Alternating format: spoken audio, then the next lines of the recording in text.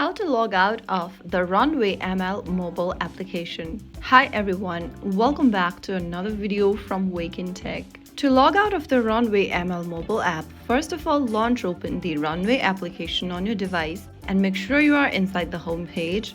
If you want to sign out of your account, then go to the top left corner and tap on the menu button, and in the pop-up, tap on your username at the bottom. On the next page, if you go to the very bottom, you'll see a red logout button. Tap on it and you'll be logged out or signed out of your RunwayML mobile application. And that's it. You've logged out of the app. If you want to get back in again, you can easily go ahead and log in using your credentials for your account.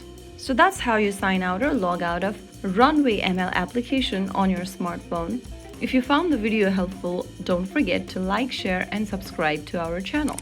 I will be back again in the next episode. Stay tuned and thanks for watching.